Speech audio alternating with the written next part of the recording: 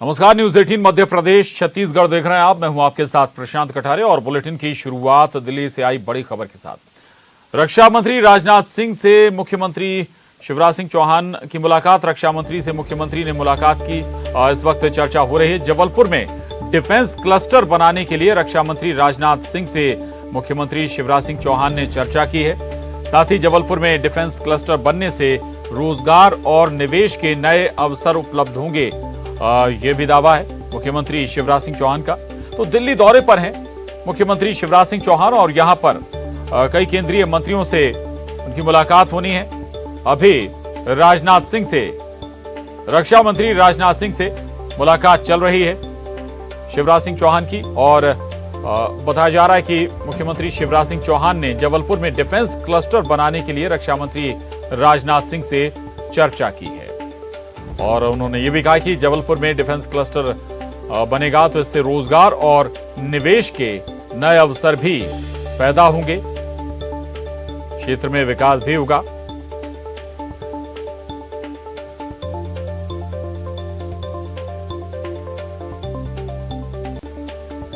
और अगली खबर का रुख करेंगे।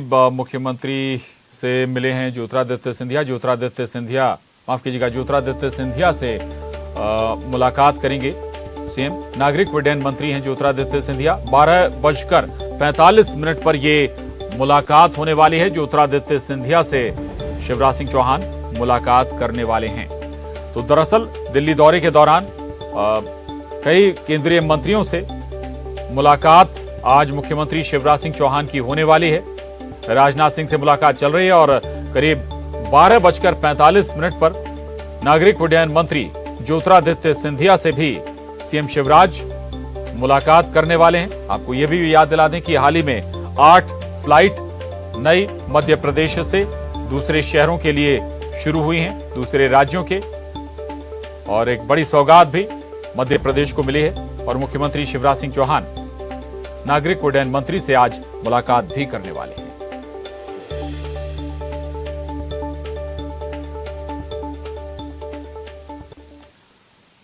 और वहीं आकाशीय बिजली का कहर भी बरप रहा है। ग्वालियर जिले में 2 लोगों की आकाशीय बिजली गिरने से मौत हो गई। ग्वालियर चंबल में 7 लोगों की मौत हुई है तो 6 लोग झुलस गए। वहीं शिवपुरी में 3 लोगों की आकाशीय बिजली गिरने से जान चली गई, जबकि 3 लोग बुरी तरह से झुलस गए हैं। शिवपुर में पिता पुत्र की भी आकाशीय बिजली गिरने के चलते मौत हो गई है। तो आकाशीय बिजली गिरने से कहर बरपा हुआ है। खासतौर से ग्वालियर चंबल का अगर हम जिक्र करें, वहां पर कई लोगों की आकाशीय बिजली गिरने के चलते मौत हुई है। वहीं शिवपुरी में 3 लोगों की जान गई है और शिवपुर में भी पिता पुत्र की जान चली गई, जबकि कई लोग बुरी तरह से झुलस गए हैं। और केवल मध्य प्रदेश के ग्वालियर चंबल शिवपुरी क्षेत्र में ही नहीं बल्कि देश के कई और राज्यों में भी आकाशीय बिजली गिरने से बड़ी संख्या में लोगों की जान गई है। ये तस्वीरें भी देख पा रहे हैं, बिजली गिरने की ये तस्वीरें कैमरे में रिकॉर्ड हो गई। जबरदस्त बिजली गिरने से बड़ा हादसा। ग्वालियर जिले में जहां 2 लोगों की जान गई है बिजली गिरने से, तो ग्वालियर चंबल में भी 7 लोगों ने दम तोड़ दिया।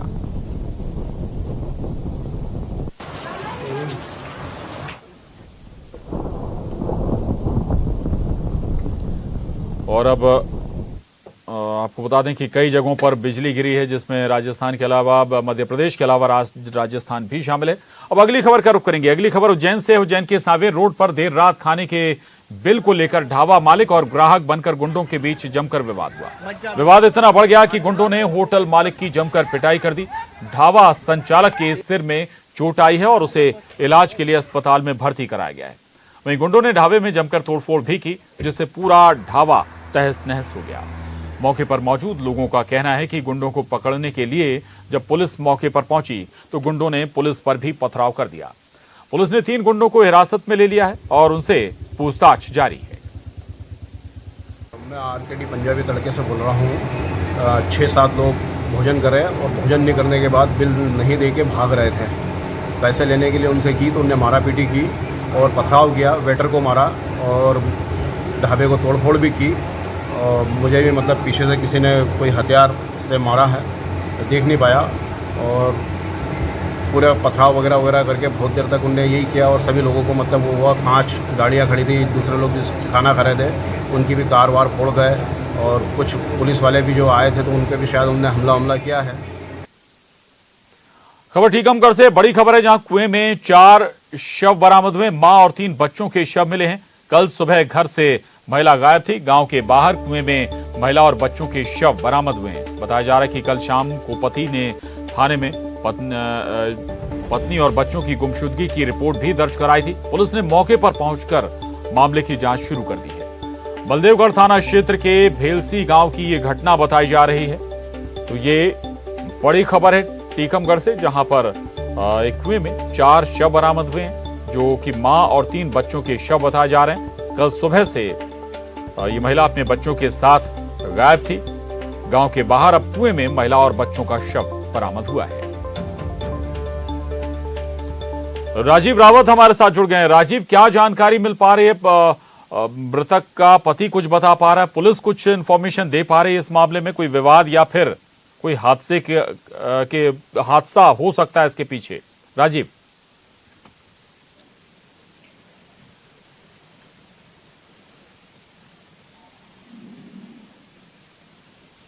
राजीव, सुन पा रहे हैं आप? राजीव, आवाज अगर आप तक पहुंच रही है तो बताइए, क्या कोई पारिवारिक विवाद इसके पीछे वजह है या फिर कोई और कारण निकल कर आया?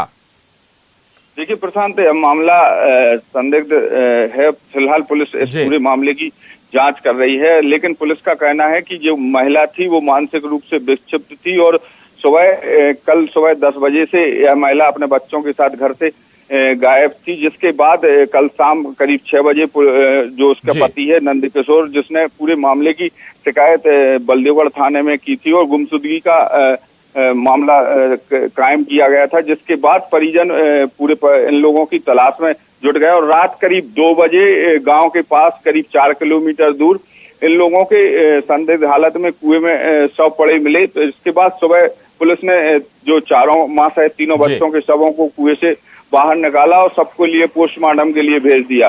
पुलिस का कहना है कि जो पोस्टमार्टम रिपोर्ट के आने के बाद ही मामला स्पष्ट हो पाएगा, लेकिन फिलहाल पुलिस पूरे इस मामले की जांच कर रही है। जो भी तथ्य सामने आएंगे उस आधार पर कार्रवाई की जाएगी। प्रशांत जी, बिल्कुल बिल्कुल, उस आधार पर, उस तथ्य पर कार्रवाई की जाएगी। लेकिन पति कुछ और बता पा रहा है? कोई विवाद हुआ या फिर कोई और कारण जिसके बाद ये महिला अपने बच्चों को लेकर चली गई कहीं? बिल्कुल प्रशांत, इस मामले में भी पुलिस बारीकी से पूछताछ कर रही है, परिजनों से भी पूछताछ कर रही है और महिला के जो परिजन हैं वो भी मायके पक्ष के लोग वहां पे पहुंच गए हैं। तो इस मामले में पुलिस अभी फिलहाल पूछताछ कर रही है, लेकिन जो घटना है तो बताया जा रहा है कि पति और परिवार के बीच फिलहाल विवाद जैसी अभी कोई स्थिति सामने नहीं आ पाई है। लेकिन अब जो महिला के माता पिता हैं उनसे पूछताछ के आधार पर ही कारण का स्पष्ट खुलासा हो सकता है कि मामला किसी विवाद से तो नहीं जुड़ा है या फिर किसी लड़ाई झगड़े से तो नहीं जुड़ा है। जो भी तथ्य सामने आएंगे उसके आधार पर पुलिस अब इस मामले में हालांकि जो कुआं दिख रहा है, नजर आ रहा है, उसमें मेड़ भी नहीं बनी है। हादसा भी एक वजह हो सकता है। शुक्रिया राजीव वैसे आपका इस पूरी जानकारी के लिए, धन्यवाद। और अब रुक करेंगे 80 खबर 80 जिले का। हिमाचल में बादल फटने से भागसू में आई तबाही, कई गाड़ियां नाले में बहीं, होटलों को भी पहुंचा काफी नुकसान। भागसू में मचा अफरा तफरी का माहौल। दिल्ली के टीकरी कलां के पीवीसी मार्केट में लगी भीषण आग इतनी भीषण थी कि इसकी लपटें दूर से दिखाई दे रही थीं। आग को बुझाने के लिए दमकल की 36 गाड़ियों को लगाया गया। अहमदाबाद भगवान जगन्नाथ की निकली रथ यात्रा, कोरोना गाइडलाइन का किया जा रहा पालन। रथ यात्रा में सीएम विजय रूपाणी और डिप्टी सीएम नितिन पटेल भी रहे मौजूद। रथ यात्रा की शुरुआत से पहले केंद्रीय गृह मंत्री अमित शाह ने मंदिर में मंगल आरती में लिया हिस्सा। मंदिर में की गई थी भारी सिक्योरिटी की तैनाती। गृह मंत्री ने हाथी को भी खिलाया खाना। आरती के बाद मंदिर परिसर में अमित शाह और सीएम विजय रूपाणी रथ खींचने पहुंचे। इसके बाद पूरे विधि विधान से सीएम रूपाणी ने पहले सोने के झाड़ू से झाड़ू लगाया और फिर रथ खींचने की रस्म निभाई। छतरपुर में ट्रक ने स्कूटी सवार युवकों को कुचला, 3 युवकों की मौके पर ही हुई मौत। ट्रक ड्राइवर मौके पर ट्रक छोड़कर भागा, पुलिस जांच में जुटी। कांग्रेस की पार्टी लाइन से हटकर कांग्रेस नेता विवेक तनखा का ट्वीट। दिल्ली जबलपुर सूरत की नई फ्लाइट शुरू करने पर केंद्रीय मंत्री ज्योतिरादित्य सिंधिया को दिया धन्यवाद। लिखा, माधव राव भी ग्वालियर के बाद जबलपुर को दिया करते थे प्राथमिकता। मुरैना के जौरा तहसील में मुक्तिधाम की सुविधा नहीं, तिरपाल लगाकर किया जा रहा शवों का अंतिम संस्कार। मुक्तिधाम में टीन शेड नहीं होने से के चलते लोगों को हो रही भारी परेशानी। राजधानी भोपाल में कोरोना की तीसरी लहर से निपटने की चल रही तैयारी। हमीदिया में 700 बेड का होगा कोविड अस्पताल। अस्पताल में बढ़ाए जाएंगे 300 बेड और 200 बेड बच्चों के लिए किए जाएंगे रिजर्व। 13 मंजिला इमारत में सभी फ्लोर पर कोरोना मरीजों का किया जाएगा इलाज। जनपद सीईओ ने सुसाइड मामले में 12 संगठनों का फैसला। राजधानी के जनपदों और पंचायतों में आज नहीं करेंगे काम। पंचायत सचिव और रोजगार सहायक जताएंगे विरोध।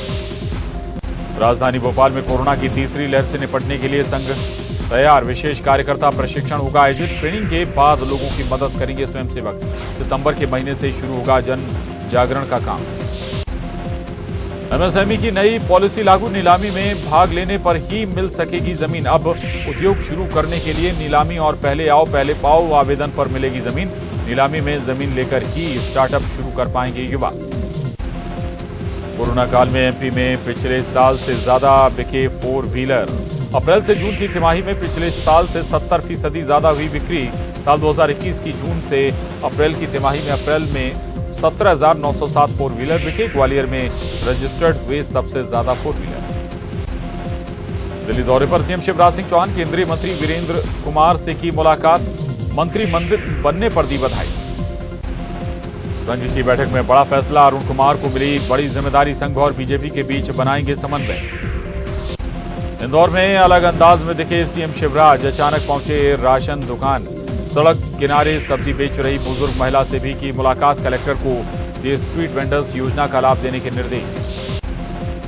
भोपाल की सांसद साध्वी प्रज्ञा सिंह ठाकुर का बड़ा बयान। रोहिंग्या और घुसपैठियों को बताया देश के लिए खतरा।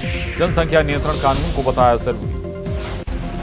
कमलनाथ ने पेट्रोल डीजल के दामों को लेकर शिवराज पर बोला हमला। कहा, मध्य प्रदेश में पेट्रोल डीजल की कीमत अपने पड़ोसी राज्यों की तुलना में सबसे ज्यादा है। शिवराज जी हर अनर्थ में नंबर 1 बनने की होड़। बुरहानपुर में बीजेपी ने शुरू की ग्राम चौपाल। लोगों को दी जाएगी शिवराज और केंद्र की मोदी सरकार की योजनाओं की जानकारी। लोगों की समस्याओं का भी होगा समाधान। राजधानी भोपाल के गोविंदपुरा इंडस्ट्रियल एरिया में दिग्विजय सिंह के काफिले और पुलिस के बीच झड़प। पुलिस ने किया वाटर कैनन का इस्तेमाल। दिग्विजय सिंह ने संघ के आनुषंगिक संगठन को जमीन देने का लगाया आरोप। और अस्सी खबर अस्सी जिले में वक्त एक छोटे से ब्रेक का है, फौरन लौटेंगे।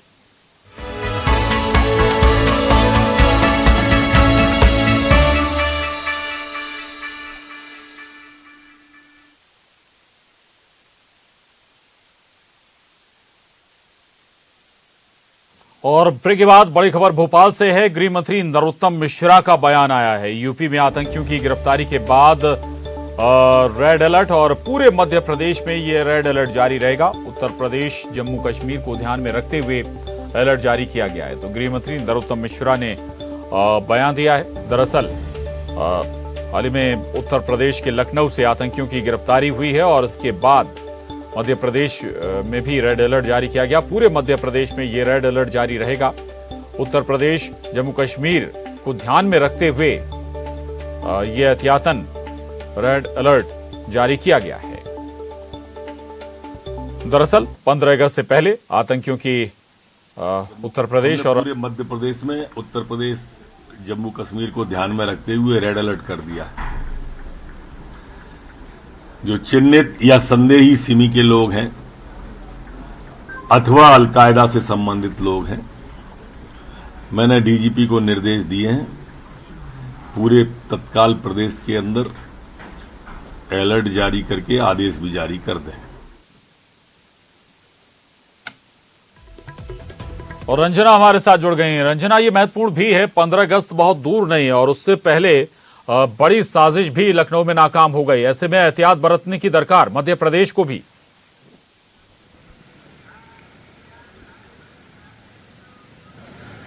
जी प्रशांत, बिल्कुल उत्तर प्रदेश में आतंकी पकड़ाया है और आतंकी की गिरफ्तारी के बाद अब मध्य प्रदेश में भी रेड अलर्ट जारी किया गया है। गृह मंत्री नरोत्तम मिश्रा ने खुद डीजीपी को निर्देश दिए हैं कि पूरे प्रदेश में रेड अलर्ट जारी किया जाए और जगह जगह पर जो चेकिंग पॉइंट है वो बनाए जाए, संदिग्ध चेकिंग की जाए और सघन चेकिंग की जाए, क्योंकि अगर कहीं भी कोई संदिग्ध व्यक्ति नजर आता है तो उस पर तुरंत कार्रवाई की जाए। क्योंकि जिस तरीके से उत्तर प्रदेश और जम्मू कश्मीर में आतंकी गतिविधियां लगातार हुई और इसके बाद वहां से आतंकी भी पकड़ाए, जम्मू कश्मीर में जिस तरह से एयरफोर्स को निशाना बनाया गया, उसके बाद अब मध्य प्रदेश में भी रेड अलर्ट जारी किया गया ताकि अगर यहाँ पर कोई नेटवर्क सक्रिय होता है या कोई संदिग्ध लोग यहाँ पर नजर आते हैं तो तत्काल उन पर कार्रवाई की जा सके या उनको पुलिस अपनी गिरफ्त में ले सके। इसी बात को लेकर अब मध्य प्रदेश में भी रेड अलर्ट जारी किया गया है। और एक और बात प्रशांत की यहाँ पर एक हफ्ते पहले की अगर बात करी जाए तो नक्सलियों के एक नेटवर्क को भी पकड़ा गया था, जिनके आतंकियों से अगर कहा जाए तो कनेक्शन भी था, क्योंकि उनको आर्म्स और वेपन्स जो है सप्लाई करते थे बड़ी मात्रा में। और बालाघाट पुलिस ने उन नक्सलियों और जो 8 आरोपी हैं उनको गिरफ्तार किया था, जिनके नक्सलियों से अगर कहा जाए तो कनेक्शन भी उनका था। और इसी बात को लेकर अब पहले से अलर्ट था और एक बार फिर से अब रेड अलर्ट जारी कर दिया गया है, क्योंकि 15 अगस्त के पहले या फिर जो नक्सलियों का शहीदी दिवस कहा जाए तो उसके लेकर बड़ी जो कोई घटना है वो मध्य प्रदेश में ना हो, इसको लेकर अब पुलिस अपनी तरफ से एहतियात बरत रही है। सघन चेकिंग को लेकर जगह जगह पर जो पुलिस कर्मियों की तैनाती है वो रहेगी और संदिग्ध लोगों पर नजर पूरी तरह से पुलिस की रहेगी। बिल्कुल बिल्कुल महत्वपूर्ण इस लिहाज से भी कि भोपाल की जेलों में सिमी से जुड़े आतंकी भी बंद हैं। इसके अलावा दूसरी बात ये रंजना की मध्य प्रदेश में सिमी की स्लीपर सेल्स भी मौजूद रही है, इसलिए अलर्टनेस की और ज्यादा दरकार।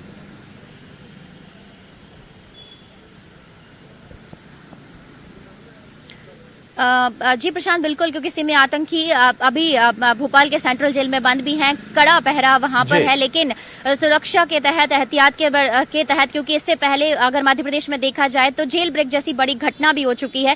तो ऐसे में जब लखनऊ में एक आतंकी पकड़ाया है और उनका नेटवर्क जगह जगह पर हो सकता है, क्योंकि जाहिर सी बात है कि एक तगड़ा नेटवर्क आतंकियों का है जो कि इस तरीके से अपनी एक बड़ी वारदात को अंजाम देने की कोशिश में लगातार लगे रहते हैं और ऐसे में पुलिस के हाथों बड़ी सफलता लगी है और अब उससे पूछताछ के दौरान कई बड़े खुलासे भी हो सकते हैं। और इसी के मद्देनजर अब मध्य प्रदेश में भी रेड अलर्ट जारी किया गया है और पुलिस को भी संदिग्धों पर नजर रखने के निर्देश दिए गए हैं, ताकि अगर मध्य प्रदेश में, क्योंकि नक्सलियों का नेटवर्क जो है बालाघाट में पकड़ाया, शहीद दिवस से पहले एक बड़ी घटना को वो मध्य प्रदेश में अंजाम देने वाले थे, उस पर लगाम लगाई जा सके और अब मध्य प्रदेश में कोई बड़ी घटना ना हो, इसको लेकर अब रेड अलर्ट जारी किया गया है, ताकि इस तरह से अगर कोई संदिग्ध नजर आता है तो उस पर तुरंत कार्रवाई। समय रहते एहतियात बरता जा रहा है, रेड अलर्ट पूरे मध्य प्रदेश में रहेगा।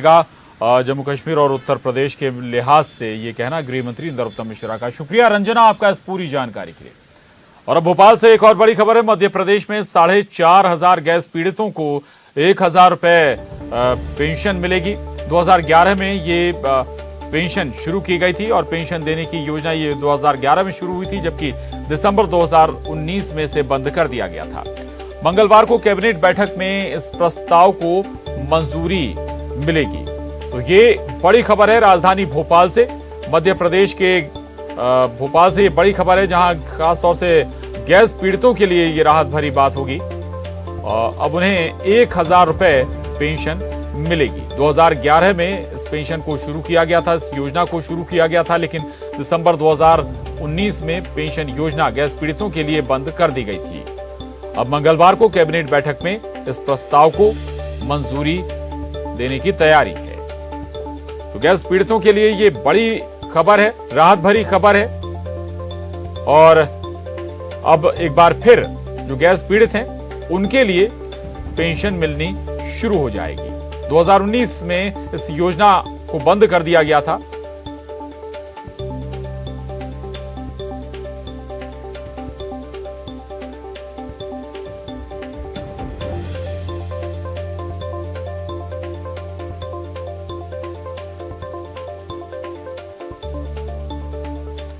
और अगली खबर भोपाल से। भोपाल में चयनित शिक्षक पिछले 3 सालों से नियुक्ति का इंतजार कर रहे हैं। चयनित शिक्षक राजधानी भोपाल में धरने पर बैठ गए। डिपो चौराहे पर धरना दिया जा रहा है। शिक्षकों ने स्कूल शिक्षा मंत्री से नियुक्ति देने की गुहार लगाई है। चयनित शिक्षक 20 जुलाई तक नियुक्ति देने की मांग कर रहे हैं और इसके बाद भूख हड़ताल करेंगे।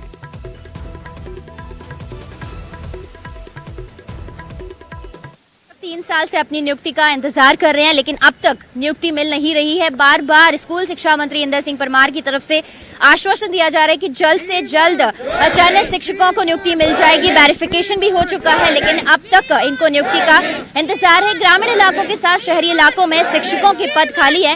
आखिर कब इनकी मांग पूरी होगी? इस वक्त हमारे साथ जो चयनित शिक्षक हैं उन्हीं से जानेंगे कब आप लोगों को लग रहा है मांग पूरी होगी। 3 साल का लंबा इंतजार आप लोगों का हो गया। मैडम, हम लोगों को तो कुछ समझ में नहीं आ रहा। बताया जाता है कि हमारे प्रदेश के मुखिया बहुत ही संवेदनशील हैं, लेकिन इस तरह का डोलमोल रवैया देख के तो हमें कुछ समझ में नहीं आता। हम लोग 3 साल से लगातार परेशान हैं।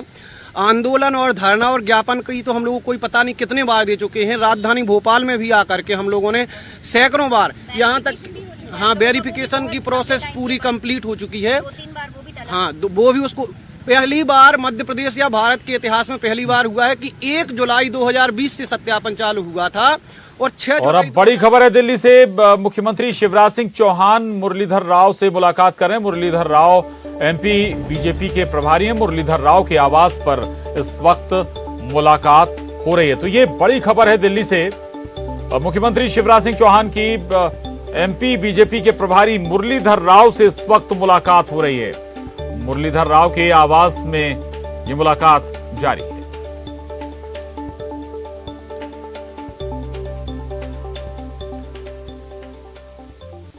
और इसके साथ ही इस बुलेटिन में बस इतना ही। खबरों का सिलसिला जारी है।